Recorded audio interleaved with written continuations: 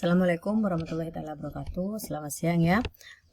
Pada materi sekarang ini karena babnya untuk bab 13 dan 14 itu membahas tentang PPN, jadi saya satukan aja menjadi satu media pembelajaran. Jadi untuk PPN di sini saya juga menjelaskan nantinya tentang teori dan juga ada PPN hitungan atau perhitungan. Nanti perhitungannya itu cuma ada contoh-contoh perhitungan PPN saja seperti itu. Jadi di dalam satu materi ini adalah dua pertemuan ya, yaitu pertemuan ke-13 dan 14, di mana merupakan pertemuan terakhir untuk saya dan kalian. Seperti itu. Mari kita bersama-sama mempelajari tentang materi ini, yaitu pajak pertambahan nilai atau PPN. Nanti PPN di sini juga akan mempelajari tentang PPNBM, di mana PPNBM itu pajak penjualan barang mewah. Ya, mari kita bersama-sama memulai belajar ini ya. Nih, saya slide. Nih, pajak pertambahan nilai dan pajak penjualan barang atau PPNBM yang biasa kita sebut. Nah, di sini untuk PPN ya, PPN dan PPNBM dasar hukumnya itu adalah Undang-Undang Nomor 18 Tahun 2000 ya, yang kemudian berubah menjadi Nomor 42 Tahun 2009. Ini adalah Undang-Undang atau dasar hukum yang terbaru. Jadi di dalam Nomor 42 Tahun 2009 itu sudah menjelaskan tentang PPN, PPNBM atas penyerahan BKP ataupun PKP, JKP atau BPKP-nya ya. Tapi di dalam BKP dan JKP itu adalah semuanya itu yang dikonsumsi di dalam negeri, tapi untuk diekspor ya, dikeluarkan itu tidak dikenakan PPN atau PPNBM nantinya, seperti itu.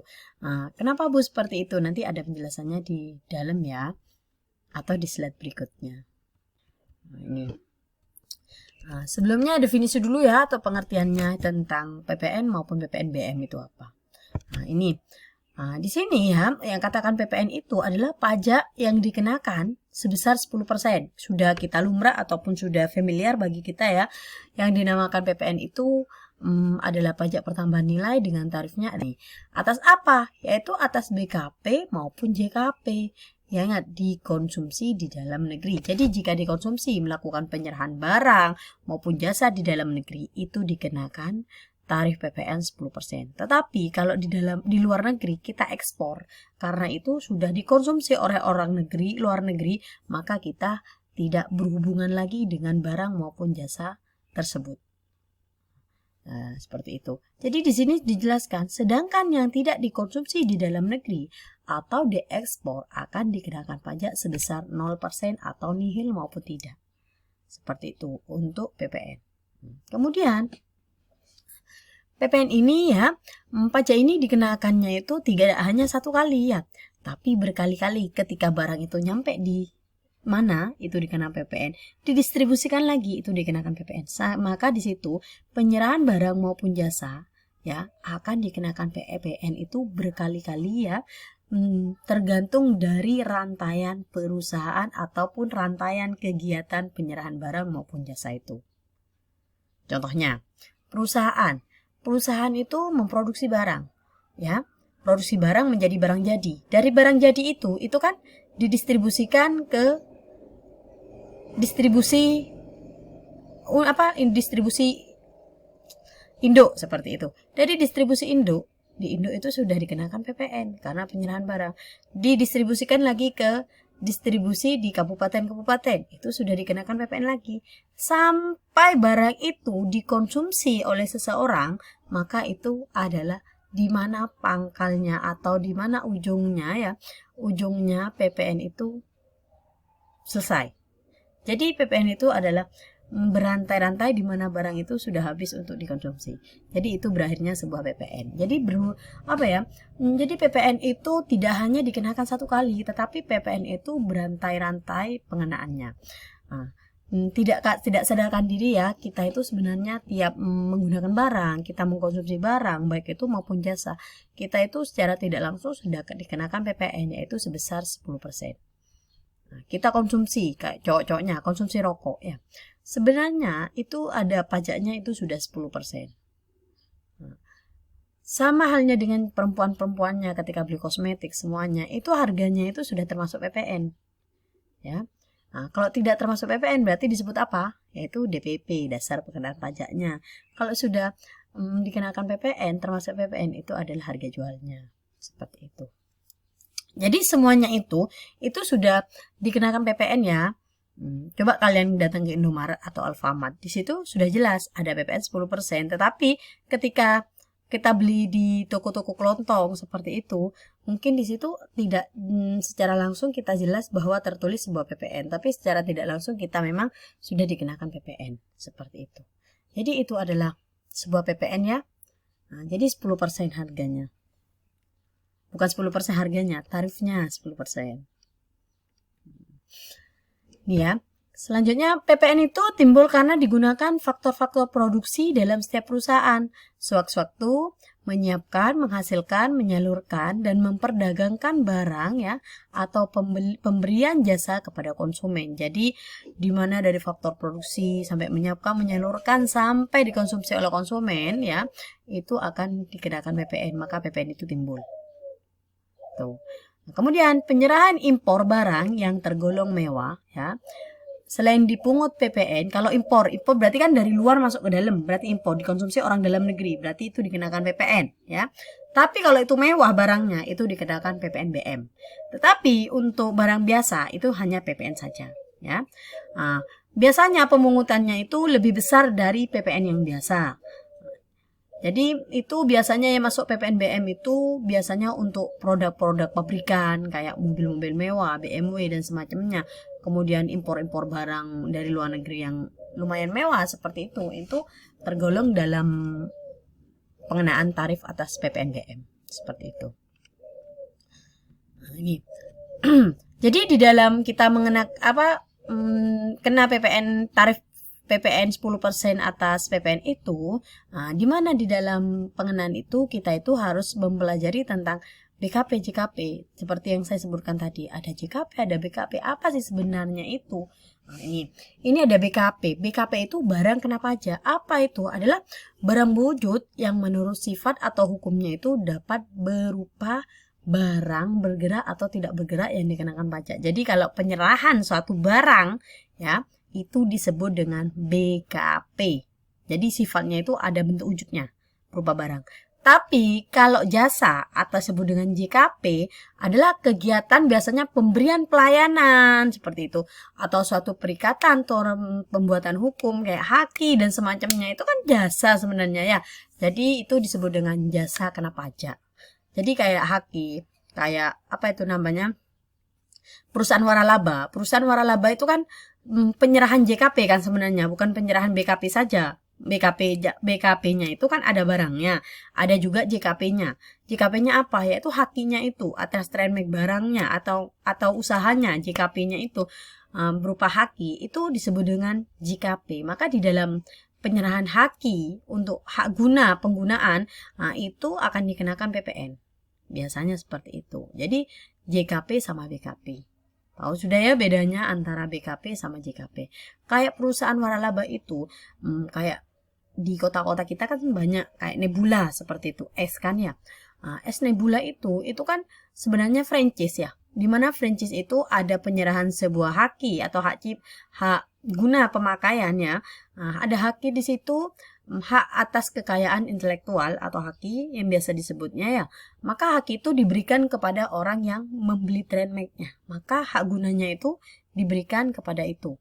Tapi di situ saat penyerahan hakinya itu kan penyerahan sebuah jasa ya atau perikatan. Maka di situ akan dikenakan PPN. Tetapi ketika pembelian franchise itu kan bukan hanya hakinya saja yang dia beli, tetapi dia itu mendapatkan sebuah barangnya juga. Maka BKP-nya juga dicerahkan. Maka penyerahan BKP-nya itu juga dikenakan PPN seperti itu. Jadi setiap penyerahan barang maupun jasa itu akan dikenakan PPN. Tetapi untuk kegiatan impor dilihat dulu barangnya itu mewah atau tidak.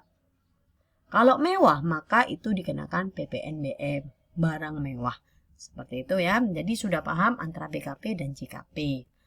Nah, kemudian ini yang tadi saya sebutkan DPP. Jadi DPP itu dasar pengenaan pajak.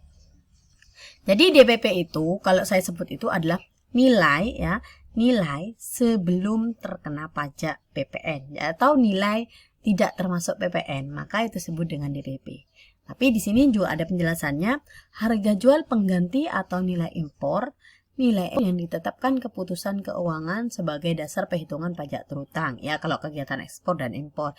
Tapi ketika barang itu belum terkena PPN ataupun barang itu masih di dalam perusahaan, di dalam kegiatan produksi, masih baru diproduksi, baru jadi barang jadi, ya, maka itu disebut dengan dasar pengenaan pajaknya DPP. Jadi masih belum dikenakan PPN. Ketika sudah keluar diserahkan kepada, maka di situ DPP plus PPN karena sudah diserahkan. Jadi makanya kemarin ada soal kan di PPh 22 ya. Di PPh 22 itu dijelaskan 22 pada 3 ya, kemarin itu dijelaskan bahwasanya ketika ada pajak masih belum termasuk PPN, maka di situ kita itu harus menghitung DPP-nya seperti itu ya. Jadi itu yang dikatakan DPP itu belum termasuk PPN. Nah, seperti itu. Kemudian di dalam bab PPN itu kita harus juga tahu tentang faktur pajak. Apa sih sebenarnya faktur pajak? Faktur pajak ini merupakan bukti pungutan pajak yang dibuat oleh PKP, pengusaha kena pajak yang melakukan penyerahan barang maupun jasa. Jadi bukti melakukan pemungutan PPN itu buktinya itu berupa faktur pajak namanya. Nah, jadi kita harus paham sama ini ya. Nah, kemudian di dalam PPN itu ada istilah PM sama PK. Kalau PM itu pajak masukan, kalau PK pajak keluaran. Nah, apa PK sama PM itu? PM ya, PPN yang seharusnya sudah dibayarkan oleh pengusaha kena pajak karena perolehan BKP atau penerimaan jasa kena pajak atau impor BKP. Jadi itu ya, untuk pajak masukan itu sudah dibayar oleh orang lain kepada kita. Maka kita itu harus membayarkannya. Seperti itu pajak masukan. Tapi kalau pajak keluaran ya, wajib dipungut ya. Jadi kita itu memungutnya, kemudian kita menyerahkan. Nah, itu untuk pajak keluaran dan pajak masukan. Nanti diulang lagi ya. Dibayarkan oleh pengusaha kena pajak karena perolehan BKP dan penerimaan jasa kena pajaknya atau impor BKP, itu PM. Kalau PK ya, wajib dipungut oleh PK ya. Jadi pengusaha, anggap kalian pengusaha, wajib diambil oleh PK ya. PK ya. Jadi pajak keluaran itu barang itu diserahkan ya, barang itu dikeluarkan, berarti itu PK ya. Tetapi kalau barang itu diterima oleh kamu sebagai PKP, maka itu pajak masukan. Nah, jadi dilihat dari sifat barangnya itu keluar apa masuk. Kalau barang itu keluar, berarti itu pajak keluaran. Kalau barang itu masuk atau diterima oleh kita, itu disebut dengan pajak masukan. Seperti itu. Jadi harus tahu bedanya ya, mana pajak keluaran dan pajak masukan. Di dalam pajak keluaran dan pajak masukan, siapa sih yang melakukan penyetoran PPN itu? Kalau kita menerima ya, maka yang melakukan penyetoran pajak itu adalah orang yang menyerahkan barang ke kita. Tetapi kalau kita menyerahkan barang, siapa yang bayar PPN? Jadi yaitu PKP, saya sebagai PKP, karena menyerahkan maka PPN-nya harus saya yang bayar. Karena yang menerima membayar pajak PPN-nya ke kita atau ke saya sebagai PKP, seperti itu. Jadi itu bedanya antara pajak masukan dan pajak keluaran ya. Nah, selanjutnya saya lanjut lagi. Di sini ada objek PPN ya. Kalau sudah tahu sama tadi ada istilah BKP, JKP ya, faktur, seperti itu. Ada pajak masukan, pajak keluaran, ada DPP. Sudah paham sama istilah itu yang harusnya kita pelajari di materi PPN untuk teorinya. Kemudian di situ di dalam PPN itu ada sebuah objek. Sebenarnya objek PPN itu dikenakan ke apa aja? Ini ya, pada BKP, penyerahan BKP, impor barang kena pajak ya, penyerahan jasa kena pajak. Jadi impor, penyerahan BKP dan JKP. Ini adalah objek PPN.